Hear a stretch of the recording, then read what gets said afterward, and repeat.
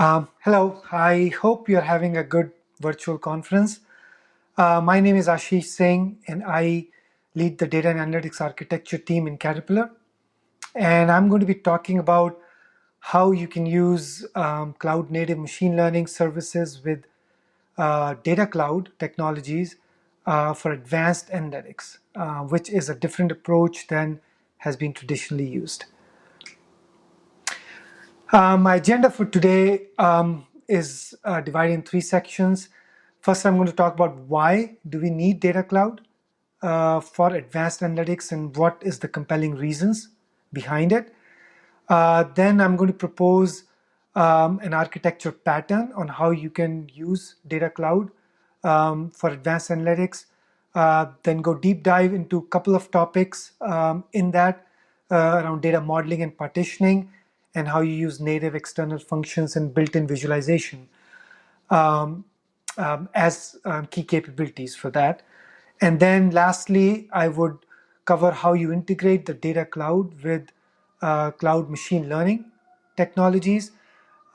Specifically, how do you run ML models along with variety of different runtimes available in the cloud? How do you scale it to thousands of models potentially to run every minute? And then how do you do an integrated monitoring between data cloud and native machine learning services? Just before I deep dive, give you a quick background on my company and myself.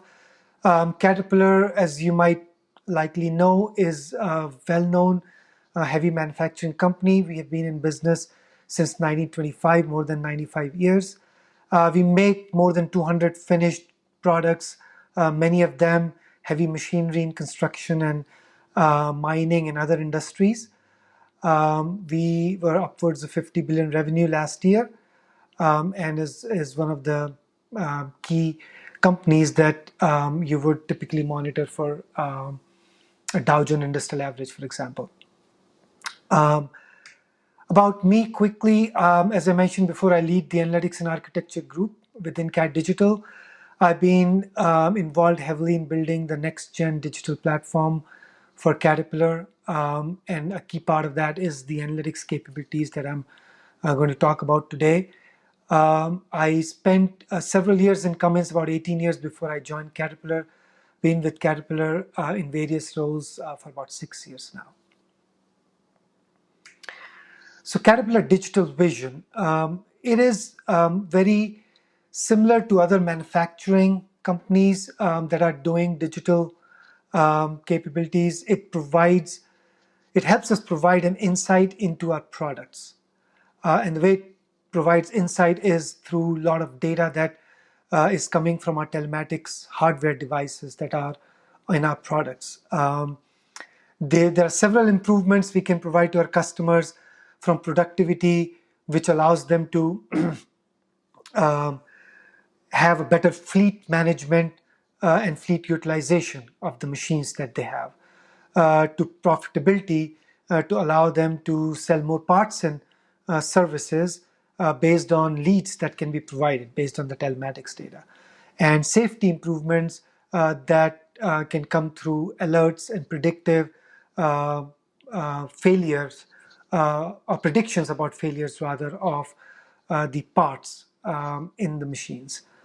Specifically, Caterpillar has a very strategic goal of doubling services revenue from $14 billion to 28 in 10 years. That started in 2016.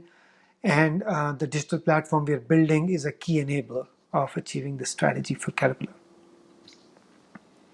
So with that, let's jump right into the presentation of the material.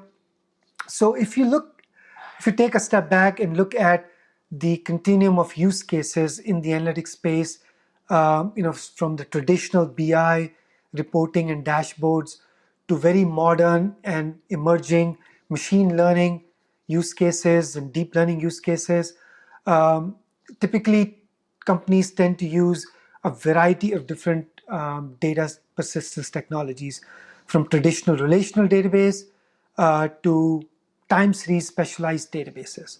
and they tend to copy this data over and over again for various use cases. And the point I'm trying to make with this presentation is that you can simplify that architecture tremendously by replacing all these variety of technologies by two technologies. One is an object store like S3, and the other one is data cloud like Snowflake. And if you use a combination of these two technologies in a way that I'm going to expand more, you can essentially avoid using a lot of those technologies that are in use today. And with more advancement of data cloud and maturity of data cloud technologies, there is even further simplification that can happen in the future, which might require less and less use of the object store. So the key challenges you end up with the variety of database technologies is that you end up duplicating data across these databases, which makes it very difficult to keep the data consistent, and you end up with multiple data models, not to mention the additional cost and time it takes to build and maintain these. So, and then the other additional problem you end up with is that you have different types of data. Some data may be structured, other data may be semi-structured or unstructured coming from your telematics sources, which makes it very difficult to ingest and consume data in a consistent manner. And what the data scientists end up doing is they have different consumption patterns. And to do simple things like, for example, coverage analysis of data for a fleet of machines, it becomes a challenge because that data is distributed among different database technologies. Things like creating a simple data science feature, like a derived channel value, it becomes very difficult to reuse across different models because that data is fragmented across different database technologies. So what I'm going to propose is an architecture which allows you to build your your machine learning models using only those two database technologies that I mentioned before, an object store and a data cloud. So if you look at this picture and you look at in the left-hand side, you would typically have different sources. Those come through different gateways that you would have. So there may be a gateway specific to telematics data. There may be another gateway for your internal application data. But all these data end up in an object store like S3 in some canonical form, in a Parquet format, in S3, for example.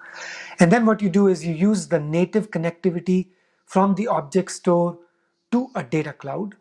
For example, Snowflake provides you a mechanism to natively ingest that through Snowpipe. You can use that and then persist that data in data cloud. And it's very important when you persist the data in data cloud that you have a very well thought data model which accommodates both unstructured and semi-structured data inside the same persistent store. And then you also need to define a good partitioning mechanism based on the consumption patterns that you have identified for your BI use cases as well as your machine learning use cases.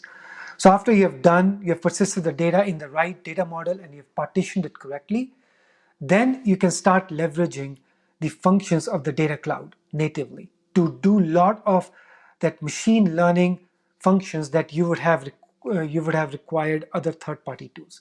So for example, you can use external functions that are available with the data cloud and use that external functions to create those data science features that I talked about before, the reusable features like derived channels. You can use it as an external function, store it within the data cloud, and then use it across different analytic models. For simple data science models like rule-based model, algorithm-based models, you can simply use an external function, again, to run and execute that model in production because your external function can accommodate simple rules like that in a Python function. And I'm going to talk a little bit more about that in an upcoming slide. So you eliminate the need for a different tool for reusability. Then if you look up, you have a CDC stream. Again, that's natively provided by your data cloud service that you can use to identify incremental data that's coming in and schedule that data to then go and execute more sophisticated machine learning functions. So you would use a function orchestrator, for example, step function in AWS that would allow you to have different paths for different types of model. So if you have an algorithmic model that could not run as an external function, then you can use a serverless execution environment like AWS Lambda to run that model. If you have a large data set and you're running a model against a very large historical data set, you can use PySpark, which would be something like EMR cluster in AWS that you can use to run that machine learning model. If you are running it against incremental data and you want more real-time machine learning model, then you can use a native cloud ML service like SageMaker. So you have a variety of different runtime engines that you can use to run your machine learning model. And the output from all this then goes to an object store like S3. And then using the same mechanism, the native connector from the object store to the data cloud, like Snowpipe I mentioned before, you ingest it back into the data cloud. And then you use the native data cloud visualization capability to visualize the data. So you have avoided putting another external tool for visualization. And then last but not the least, on the top left, you see data sharing. Once you have the data in object store and the data cloud, since these are cloud native and cloud friendly services, you can then use the same persistent store to share data across different business units within your organization or to external parties without having the need to copy the data. So hopefully this architecture gives you a sense of how you simplify the architecture. So I'll jump into some specific details on the data cloud technologies that you can use. So first, I'm going to touch upon the data modeling simplification that I talked about before. So typically what we have done in the past is you would have structured data in a relational database and you would have time series data in a time series database or in a file system somewhere. And what you end up doing there is that you end up storing data in different databases with different models. Typically, we use the tall format that is shown on the right-hand side, where you would have the data model for each, with that mirrors each second and each data point like a channel as an individual row. So the idea here is that you move away from that and use a tall format, a wide format, which is typically a columnar database, like Snowflake, that you can use to blend the structured and semi-structured data together in one data model. And you use that, and you use the variant column type as the mechanism to blend that. So your structured data on the left-hand side, like asset ID, date, time, and period in this example, is your traditional structured column. And then on the right-hand side, all the channel information, which is variable number of columns per data point, is stored in a variant column type. So now you get best of both worlds. You get structured and semi-structured data in a single data model. And what that does is that it allows you to now query that semi-structured and structured data with one single SQL query. And it reduces the amount of storage by a factor of 100 plus. If, say, for example, you have 100 channels, you would have to store one row for all channels per second instead of having one row for each channel and each second. And the typical performance that I have seen in my experience is it improves a factor of 10, and that's the lower limit. I've seen even improvements upwards of 50x.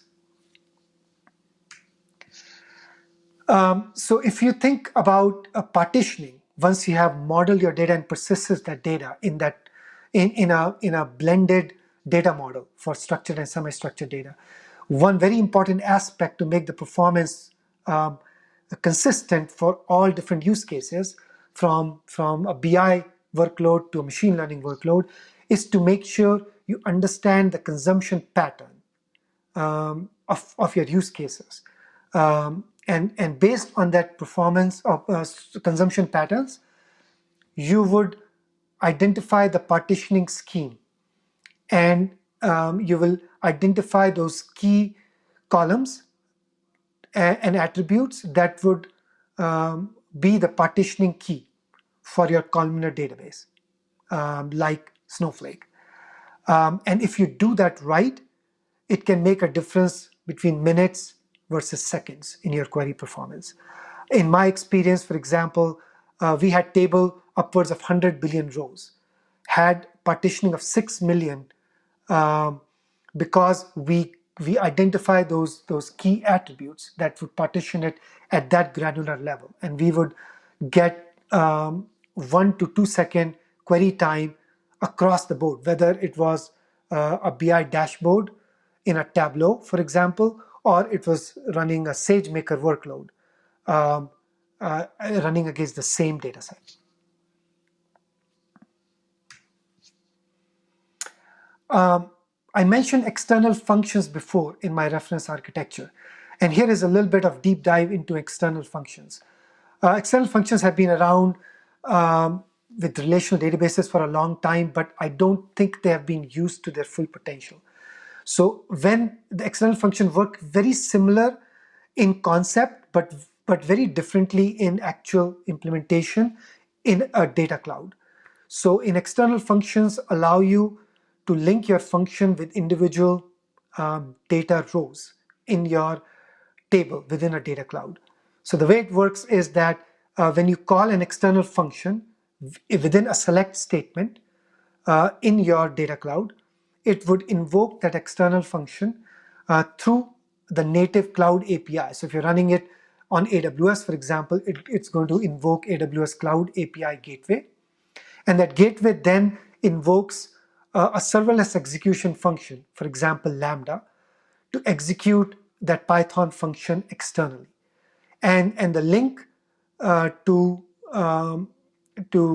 invoke that Lambda function and the management of that Lambda function and to scale up and down is all managed by your data cloud. So you really don't have to do anything except register that external function in your data cloud, and the data cloud then natively works with the serverless function of that cloud where it's hosted. And in future, you would also see the data cloud vendors working very closely with the providers like AWS to integrate even more with some of the native machine learning services. And as that happens, you will see that this integration between the SQL invocation of these models become even more and more powerful. Okay, if the last one I would touch on the data cloud feature is this built-in visualization function. So typically what data scientists have done is to visualize the data that they are exploring or the data output that they're analyzing out of their models. They have either typically used Python notebooks, or they have used some visualization tool like Tableau to visualize that data.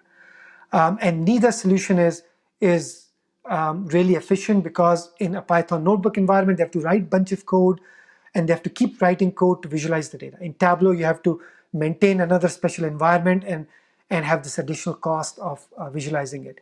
So with native visualization capability now being built into the data cloud vendors, like Snowsight in Snowflake, you can write simple SQLs and then visualize the data natively within the data cloud ecosystem.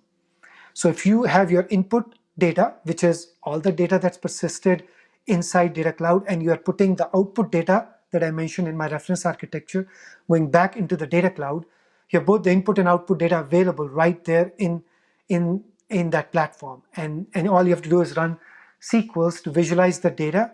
And you can take it one step further and even define dynamic parameters and build reusable dashboards and templates that you can share between different data scientists within your company. And it is very, very powerful if you think about it, because it eliminates a lot of time and coding that has been typically done in the past. So I'll move into the last section of my presentation, where I would talk about how the data cloud services and the native ML services blend together. So why do these two different services work together so well? It works so well because if you think about it, it's really compatible services meant for this powerful platform to provide analytics capabilities to our data scientists. So Data Cloud provides you that rich and powerful mechanism to persist your data, both structured and semi-structured, in a consolidated data model. And these ML services in the cloud, like SageMaker services, provide you a rich variety of compute options to run your data. And if you marry them together, you have best of both worlds. You have the data store and you have the compute. And it simplifies the way the data scientists then start building the models using a blend of these two technologies. Just another quick reference architecture on how you would typically see these services work together. So if you look in this picture, number 1 and number 2 is your typical integration between your enterprise authentication platform. It may be a SAML-based or OAuth-based federated login that you would have at a corporate level, that you would typically have integrated with, say, AWS. And once you have that federated login built in, you have IAM roles within the AWS environment, for example, working with your federated login environment. So you would use that as an entry point. And then that would provide you, of course, native authentication for object stores like S3. So you don't have to do anything additional there. So after you have set that up, then what you would do is you would use those same IAM services now to get access to Key Vault, which would be AWS Key Vault, for example, a native Key Vault in the cloud, to store credentials for your data cloud vendor. And that credentials is that link between the data cloud authentication and your native cloud authentication. So you would store some common application specific passwords that would have specific roles associated with the data cloud vendor. And those roles will then provide you access to that data when your machine learning models access data through that Key Vault mechanism. And then your data cloud vendor would, of course, have a native console that you would again have federated login, and it would provide native access just as before, right? So there's no change in that. So with this kind of mechanism, you can create the seamless experience for your data scientists to jump from native cloud services to data cloud services. So when you run these ML models, some of the learnings from my personal experience, I thought I'll highlight here so that it would help all of you to think about that in your own environment. So one is that try to use native connectors as much as possible that's provided by your data cloud vendor. So for example, Snowflake provides a Python connector. So you want to use Python connector for your machine learning algorithms if you're using Python for those, not general purpose ODBC, JDBC connector. There's a huge performance improvement between the two. You want to create some sort of Python function a reusable function within your ecosystem that insulates SQL code from your data scientists, because they are typically not very SQL savvy. They're very good in Python, but not necessarily in SQL. So you would want to create some reusable Python functions that they can reuse across their machine learning models. The third thing you want to use from a network perspective is that you use the direct link between, and it should be actually private link here, private link capability between your VPC that you have in your corporate account and the SaaS account that your data cloud vendor is providing. So, for example, you can create a private link between your AWS account and your Snowflake account. And that makes a huge difference in performance again. And then the last tip I would give is that typically there are some constraints built around native ML services. For example, SageMaker expects the input file to always be a CSV file in an S3 bucket. And you can very easily get around that by creating a dummy CSV file for SageMaker to bypass that. And then in your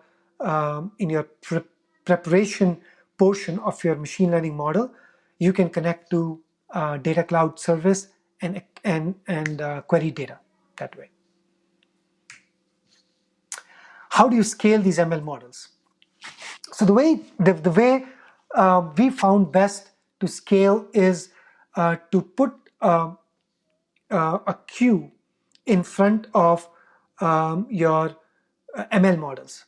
And the reason it becomes important is because typically if you think about a native ML service like SageMaker, it has its own framework that it maintains, that controls on how these machine learning models are scaled up and down.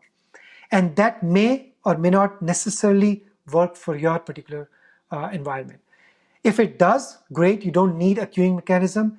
If it doesn't, then you can put a queue in front of it and have your own model controller that controls on how you submit jobs to the native ML service. For large data set that you run, typically a batch program, you typically don't need a queue because performance of few seconds here and there is not very important. It's more important to have a high throughput. So typically you won't require a queue for that. But if you have a more real-time machine learning model that has to return a result back in a second or two, then you would most likely need a queuing mechanism to manage the workload yourself. And in my personal experience, we've seen that with this reference architectures that I've shared with you, you can very well get few seconds response time. We have seen for most of our models, it's under a second. For some few higher, more sophisticated model, it's more 4 or 5 seconds. For batch data sets, which are processing, in some cases, hundreds, even terabytes of data, our jobs typically run around 20 to 30 minutes at most. How do we manage this environment? So the way you manage this environment is actually pretty straightforward. So you have native capabilities already built into your AWS services, for example, right? That allow you CloudWatch logs and things like that. So all you have to do is use that framework and extend it by creating custom metrics. And those custom metrics are going to use Lambda functions, for example, to connect to data cloud service like Snowflake and get metrics from the data cloud and present it as a metrics to CloudWatch. And then essentially your CloudWatch framework allows you to then create dashboards which would have a blend of native metrics and custom metrics. And that allows, again, a seamless experience for your operations team. So with that concept of custom metrics, we have, in our experience, able to build different types of dashboards. So some dashboards are DevOps dashboards, which are geared towards the system support. And they would most likely come from native metrics that are available from AWS services that would allow you to monitor all the various different computes and things like that. And then for providing a machine learning operations dashboard for your data scientist, what you want to do is you want to define a structured logging mechanism for your data scientist to instrument your machine learning models in a certain way.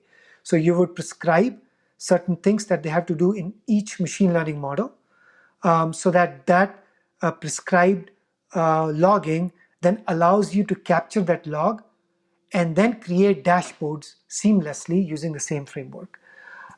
So as you see in this example here, you can create very specific and very custom metrics and dashboards for your data scientists, for them to understand how their models are actually performing in production. Are they drifting away from accuracy? You can provide them worst performing models, top 10 worst performing models, and you can provide metrics on whatever they want to allow them to see in very quantified format on how good or bad their models are doing. And then you can link those metrics into native ML services, so they can not only see their models are performing poorly, but they can also drill down on why they're performing poorly. So this allows you, as I mentioned before, a blend between the data cloud and the ML services. So hopefully this was useful, and I would end up with a summary of all the information I gave you. So the contention I'm making in this presentation is that you can use data cloud service like Snowflake to provide a high performance data store for all your needs, no matter whether it's BI or a very advanced machine learning or deep learning model. You can just create one copy in data cloud and one copy in object store, and that should be sufficient for all your use cases. However, you have to take care that you model the data correctly, you cluster your data correctly to get the performance that you're looking for. Then you make extensive use of native data cloud capabilities like auto ingest. We talked about linking with native object store like S3, for example, native CDC like streams and tasks in Snowflake. You can use those capabilities to simplify your overall architecture without a need to add a lot of other third-party tools. And then last but not the least, use and design your network connectivity appropriately. Use things like private link between AWS account and the SaaS accounts to make sure that you're getting the optimal performance. So that's the last of my slide. Thank you very much. And if you have any questions, please feel free to ask them in the chat.